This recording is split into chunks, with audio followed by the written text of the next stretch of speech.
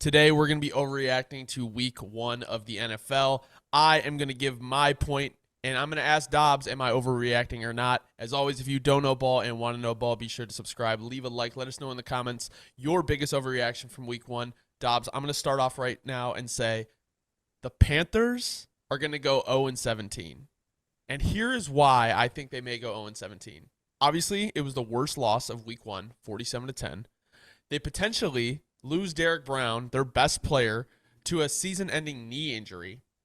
Bryce Young was bottom 5 in EPA per dropback and had 2 interceptions, including a pick 6.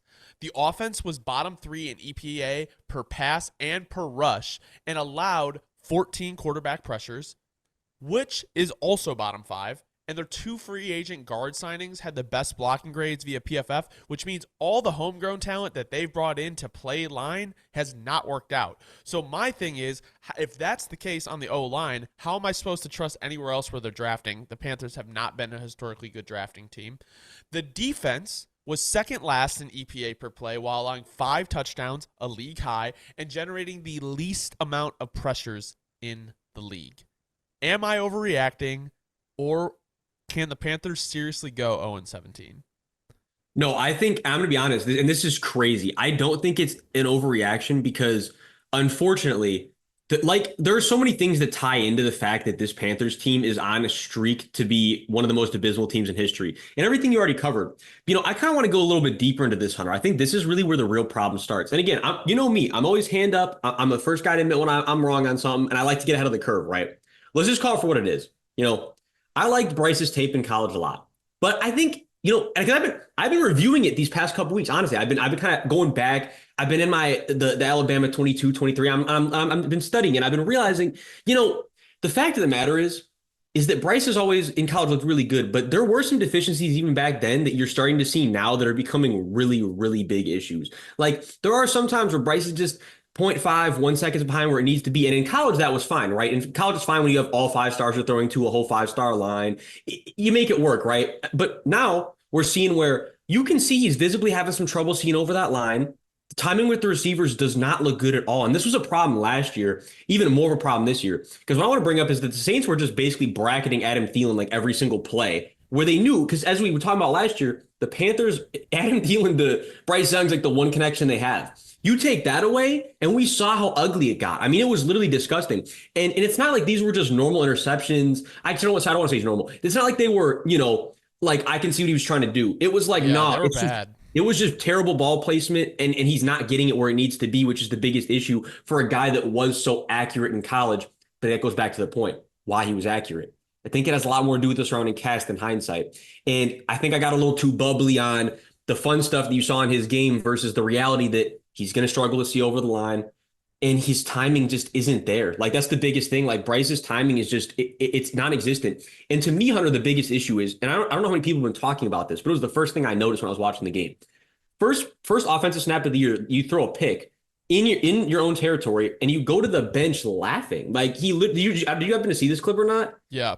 No, I haven't seen it. I mean, my only hope could be that he's trying not to get in his head, because we know how much of a quarterback situation is like mental, right? And we see when these athletes get broken mentally, like, I mean, even talk about college, like we've talked about it a little bit, Dobbs, like DJU, like he's just a broken player at FSU because of what happened at Clemson, what happened at Oregon State. So it's just like, it's one of those situations where it's like, you hope that he's not taking that too like, you got to take it serious, but to the point where he's like killing himself over, a pick.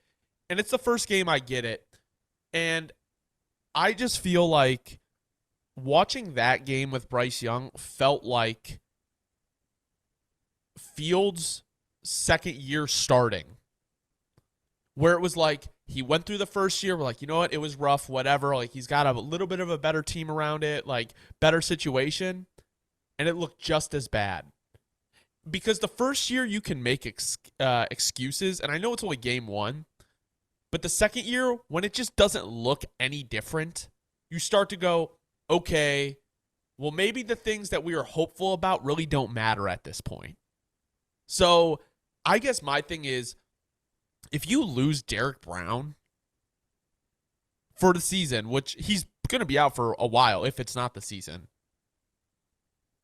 the Carolina Panthers will be the first 0-17 team, and the Detroit Lions, who went 0-16, will be cheering on the Carolina Panthers all year because they're going to be able to remove. I mean, they will remove the 0-16, but losing 17 games is definitely worse than losing 16 games. Well, but Hunter, then you can just say, if only I had one more game, we would have pulled out the last game. Then the excuses come. And this is another thing I really wanted to hammer home about, which is what makes me so concerned about the Panthers here, Hunter, and you kind of already touched on it, but the O-line did not play bad. Like, honestly, if you're watching all 22, horrible. There is no way you're going to sit here and say, I mean, I'm not going to say that we were getting locked up on the edge, but honestly, our edge rushers weren't getting much motion. I mean, he had a good 2.5, 3 seconds at least to throw on most snaps that he dropped back.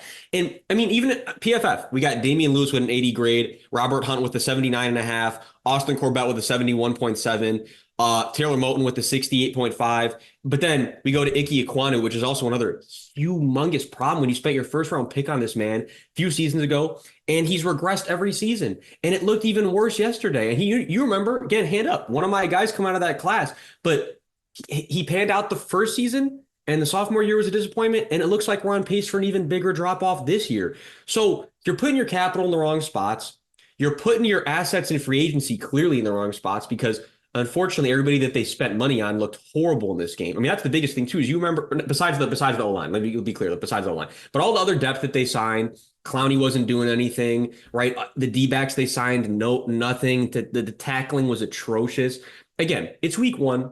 They will improve, but the bottom line is this: you have that's your head coach's first game. That's Dave Canales' first game, and when you're solidifying your identity in your first game, that's about as worse as it could get. And it's just the bottom line, Hunter, is that the QB play looks like it's going to be stunting them all year. And the receiving core is not doing them any favors. It all piles on top of each other, unfortunately. So I guess my last thing before we can go into our next overreaction, and then we'll definitively say if this is an overreaction or not. I think, and this is not, and Dobbs, we've talked about this.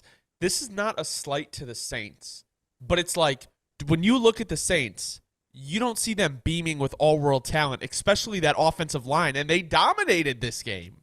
No, so it's they did.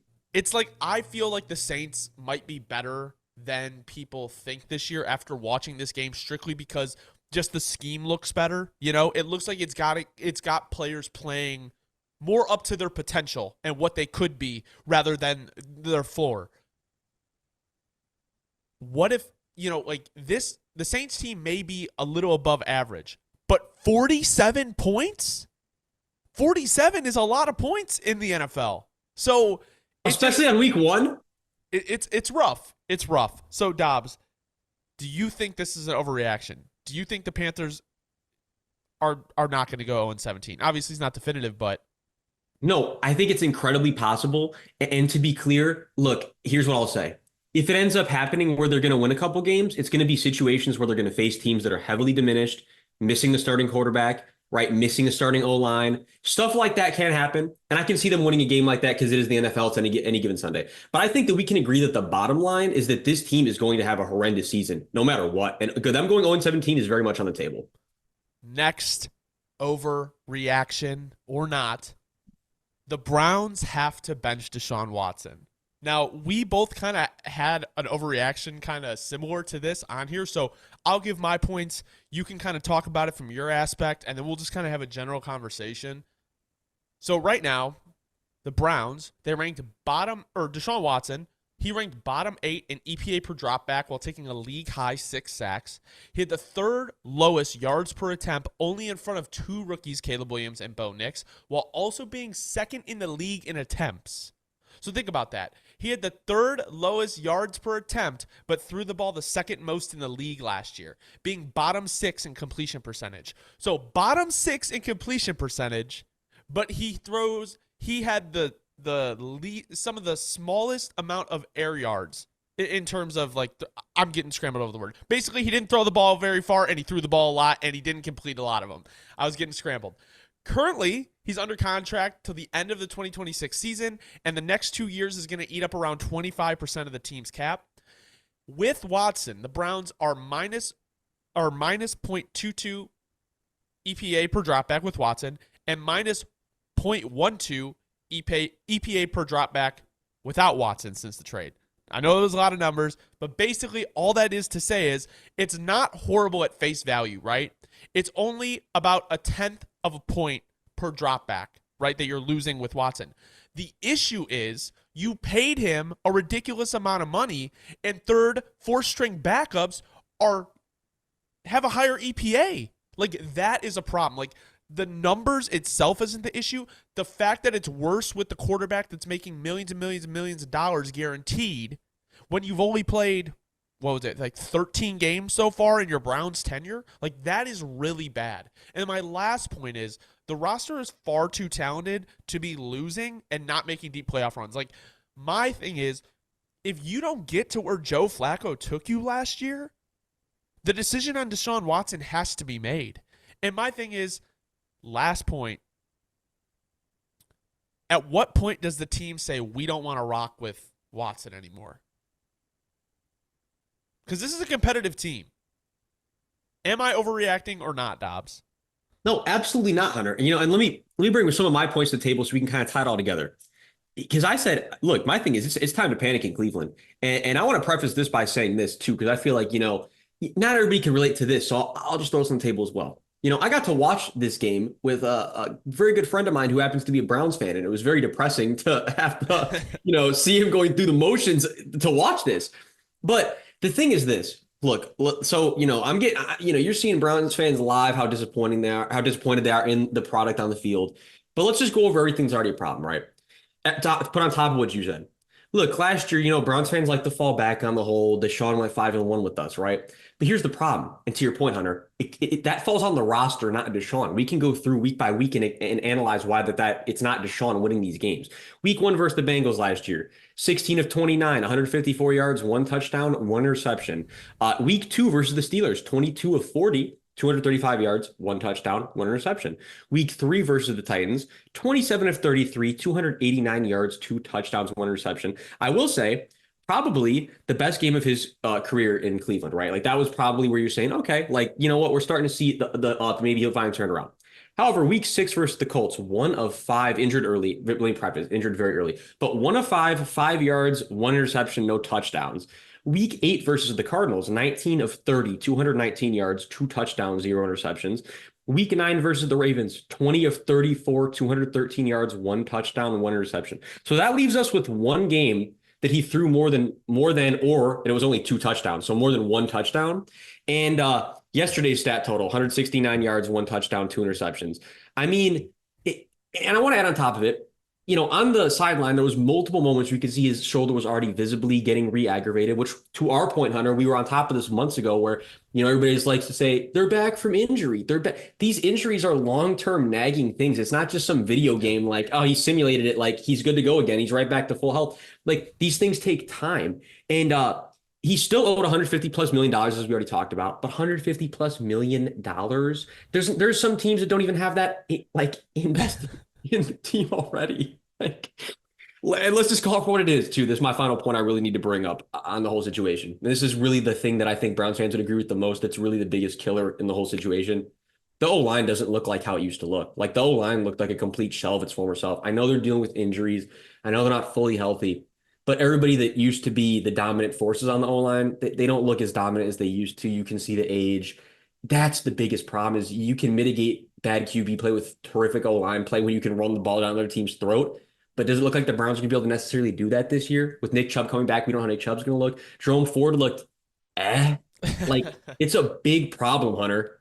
So what is the solution, realistically? Because an issue that I find with Watson over any of the backups really that they played with, especially Flacco, is, even if you're playing like, a bottom 10 quarterback, at least Flacco was aggressive with the ball.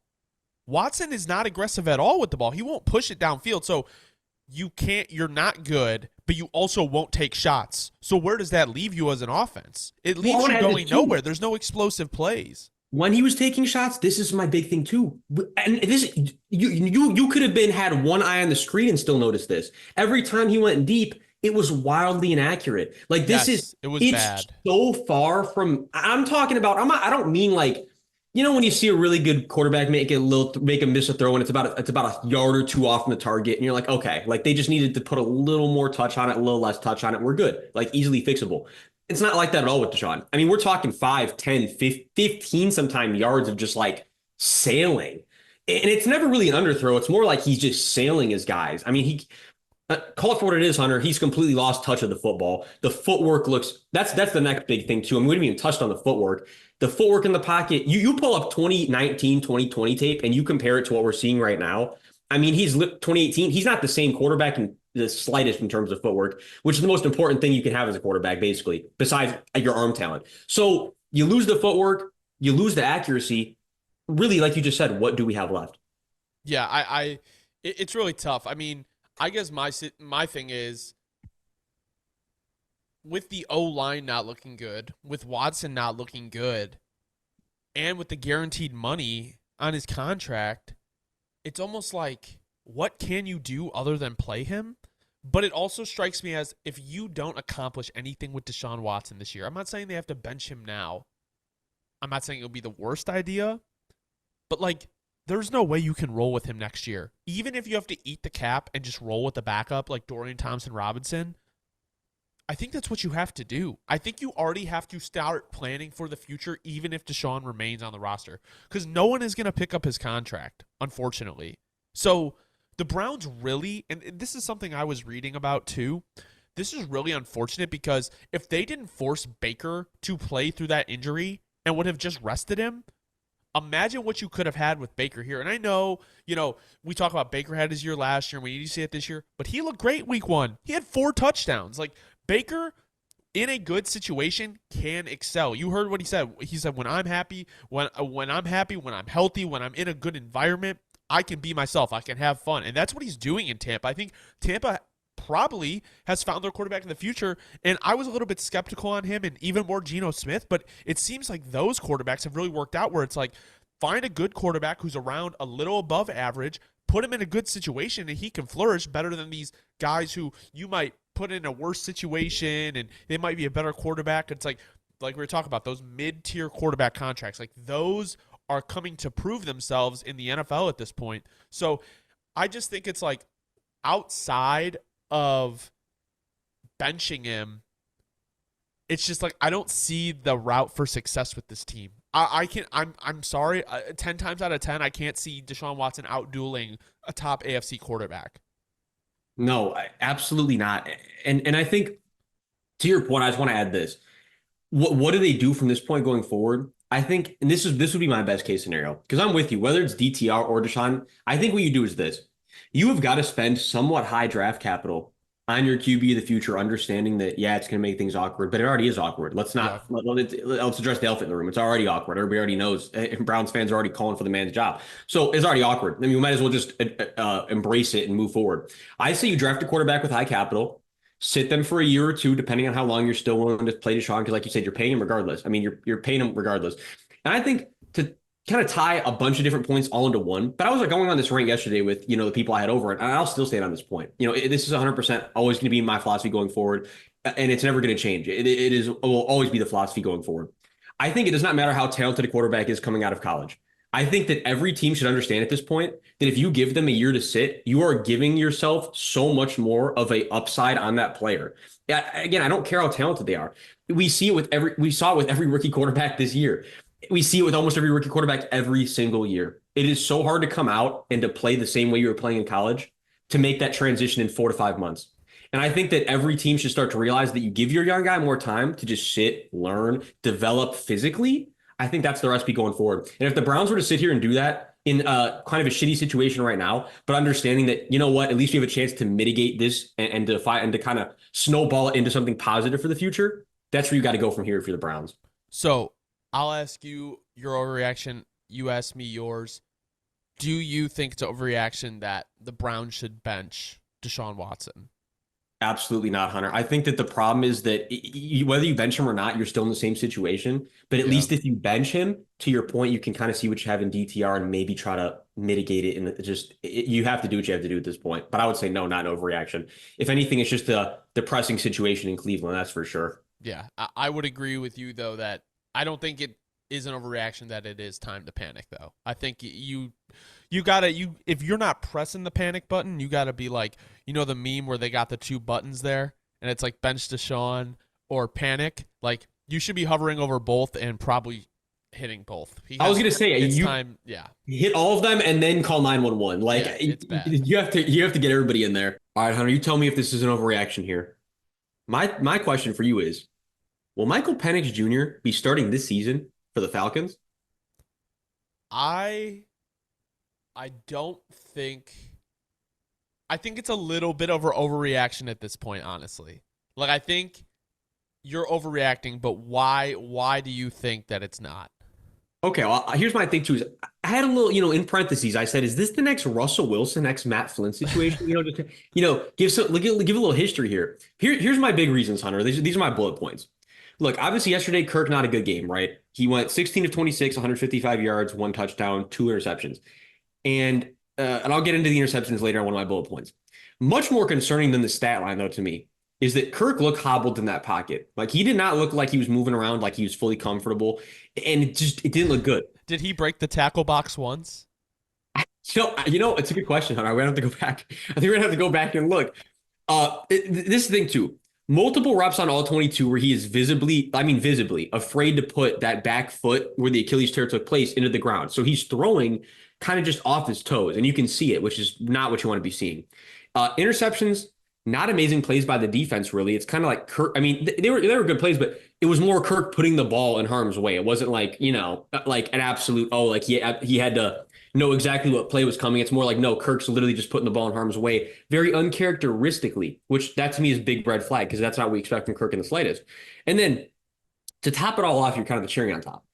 And this is something I think every Falcons fan would agree with and every Vikings fan would agree with. The arm strength just wasn't looking like old Kirk, and it was looking very questionable. And that becomes a big problem when you remember that Michael Penix, with an absolute cannon, is sitting on the bench waiting. And to the point of this, look, we know that the Falcons offense is all about deep threats. Whether we're talking about Bijan on a wheel route, whether we're talking about Drake London on a 9 route, whether we're talking about Kyle Pitts on a outpost, this offense is revolving around getting that thing deep, right? And I think my big problem is that Kirk at this point, how well is he going to be able to get that thing deep with the combination of the bad footwork in the pocket, being hobbled, and the arm strength is not looking like how it looked prior to the injury? Yeah, I mean, so here's my thing. I think it's a little bit of a reaction because it is his first game in a new system in a long time, right? He's been with the Vikings for a minute. Now, with that being said, he is also only the 11th highest paid quarterback, and we know that Kirk Cousins is really like a top 12 quarterback, right? Like he should be in that top 12, like anywhere from like 8 to 12, and sometimes he can be 5 when he was at his height with Minnesota. But with that being said, it's almost like, man, this is really hurting me to say. Did the Falcons make the right choice in signing Kirk Cousins and drafting Michael Penix? Because it's looking like they were possibly right. Now, if Penix doesn't work out, then they look really stupid. But with that being said, maybe they knew that a 36-year-old quarterback coming off an Achilles, going into a new system late in his career, might not work out. So we need the backup plan. And I guess my thing is, Kirk has no guaranteed money after next year's season. So even if you play Kirk throughout the year and then decide to play Penix next year, you really only have 1 year left of guaranteed money for Kirk Cousins. So with that being said, I think they will probably play Kirk throughout the year. But I would not be surprised if next year Michael Penix is the starter for them. Because like we were talking about earlier with quarterbacks sitting and developing, I don't give a fuck what age they are. I do think they still benefit from sitting a year and learning, right? I think just in terms of how like we function a lot today, it's a lot of short-term gratification instead of like long-term, right? And that has gone into the NFL. That is how the NFL works. If you don't get results, I mean, even in the college game, you see these colleges get fire coaches really quick. Even when you're supposed to build a program and a culture, it might take years. Like some quarterbacks in the old, in the old NFL, like they took years to develop before they became, like quality starters. And we just don't give these guys time anymore. So Kirk looked shaky, yes, and it was rough. But I just don't think that, because here's the real issue, Dobbs. If you let's just say you start Penix, right, like halfway through the season, what if he stinks? You can't go back to Kirk. You can't do it. So I think it is a chance maybe later in the year, maybe week 15, 16, 17, 18. But before that, I think you'd have to be crazy to do it. No, and let me be clear, because that's a great point you make. Where again, like we were just talking about in the prior segment, I'm 100% on board with you that I don't care how off the rails it goes with Kirk this year. You say to yourself this: if you're Terry, you say, okay, look, you know what? It went off the rails. The Kirk sign didn't work. However, to your point, we don't want to rush our guy in. We can take higher draft capital. We can apply that to the plan going forward. We're not going to rush in our guy we just spent high draft capital on, because we bring him in, we fuck his confidence. We're really in a really negative spot. I think this question more comes from the place of seeing how distraught Falcons fans already were. And then the pressure that comes onto the front office and the coaching staff, new coaching staff, front office is saying, oh man, the fans are about to turn on us. Do we make a dumb decision and force Penix out there too early? And to that point, I'll say I can see them doing that just as much as that I don't think that they should. I can very well see them doing it, because like you were just saying, Hunter, these teams, these fan bases, it's all short term nowadays. 1,000% on board with you that yes, I think that you don't start no matter what. I don't care if you start 0-8. Like I don't care. You just don't do it. But I think it's on the table given the pressure on this organization to win the NFC South this year. I mean, that's kind of been the big thing looming over the Falcons this whole season. They lost to the Steelers. Right. And the Steelers, who didn't manage to score one touchdown. Chris Boswell, MVP of the week, shouts to Chris Boswell. But besides that, that's kind of where the problem starts, right? Is that it wasn't like they went out there against a team that we thought they were going to, have tons of trouble. We knew the Steelers defense was going to give them fits here and there. Right. But we didn't think it was going to look like this. And I think that's just the big thing, is it's more just the pressure that this team was supposed to have high expectations. And it's already like the instant reality setting in of like, and this I'm speaking for Falcons fans when I was reading yesterday, where it's already like, man, same old shit, and I think that puts a lot of pressure on the organization. That's more where this comes from, because it's just, you said, Hunter, it's a short-term league. Everyone wants the short-term results. All right. So a little bit of overreaction there, in my opinion. All right. Next question for you, Dobbs. Go ahead. All right. Tell me if this is an overreaction, Hunter. I want to ask, Are the Las Vegas Raiders absolutely directionless? I don't want to say absolutely, but I would not say you're overreacting there, because we talked about this a lot in the offseason. I like the Brock Bowers pick. I think, that is something that you do, like when you're on the clock. Like if there's a player there will be a playmaker, like you can't miss on your first round picks. Like that can really hurt you from a team building aspect if you miss on your first round picks. And Brock Bowers, to me, is probably one of those guys that you're just not really going to miss on. So with that being said, like, I think the biggest thing is, okay, AP, right? AP lost to Jim Harbaugh. Not the worst person to lose to, right? We know Jim Harbaugh is a culture changer. He's a winner, right? And we saw the defense play all right, play decent, play it played. I feel like the defense with AP is always going to play up than what they should, play higher than they should be, just because of what he brings to the table. But between Gardner Minshew and Aiden O'Connell, I just don't understand what you're going to do, because you're going to have to, if you win enough games this year where you're out of like I don't know. We're so far away from the draft where I don't know where these quarterbacks are going to go. But it's kind of pigeonholing you into either, well, the Dak dream is dead, so you're going to have to wait for a franchise quarterback to come available via trade or free agency. And if they're on free agency, they're most likely not a franchise quarterback. Or you're going to have to probably reach in round one and get a quarterback. So, I mean, I don't know where they're going to end up, and I'm not saying reach in terms of like trade higher, but maybe draft a guy higher than he should be. We saw the quarterback tax happen this year with 6 going in the first 12. So I don't think it's overreaction because I think what is the foundation of this team? You know, like outside of Max Crosby, what is the foundation? Well, that's the problem. And that's why, look, my bullet points were this, Hunter. You have arguably one of the best defenses in the league, but you also probably, you could say it, you might have the worst offense in the entire league. I mean, the team is front loaded. It's front loaded contracts with no real QB1, no real RB1, and call it for what it is. They're very likely to lose wide receiver one Devontae Adams at some point, either this year or next year via trade at the offseason, right? That's 100% a fact. I don't care how much Devontae comes out and says that it's not true. We see the writing on the wall. I appreciate that Devontae's such a professional that he doesn't want to let it be a distraction. I really do. And that's all it really is. Raiders fans don't get it twisted. NFL fans don't get it twisted. Devontae's a professional. He doesn't want to let that become a distraction in the building. You have to respect it. But in his head, the reality situation is, yes, I'm sure he's thinking, I could be playing with Aaron Rodgers. I could be playing with Phil and X, a team, Lamar Jackson, a team that needs me, that would be competing, right? You fill in the blank wherever you want. And I think the big thing, another bullet point, the final big one I have is, look, me and Hunter were on the AP train. We said it was the right hire. I'll still stick by that. But very concerning first game of AP being the first, like really having that first full year head coach. Like there was a lot of questionable decisions in this game. I mean, which one, so specifically here, kicking 3, down 9, 4th and 1, and then punting down 6 on 4th and 1 at their own 43-yard line with 7 minutes left in the game. And yes, I get it. You can sit here and we can play the game of, well, if they don't convert those or if they didn't, right, then they're out of the game. But I think when you're playing as the underdog, those are the type of decisions you make because you already were expected to lose the game. I mean, these are the type of plays you have to pull out. And again, like I always like to say, my dad instilled me this into my head from when I was very young watching football. If you can't get a yard when the game's on the line, you just didn't deserve to win. And I think that if you live by that philosophy, that you'll always be happy with the result versus playing scared and still losing. And that's kind of just the reality of the situation right now for the Raiders from week 1 is that going to be the identity going forward? Are we going to always constantly play as if we're the favorite when in reality in most games we're going to be the underdog and we need to take those shots?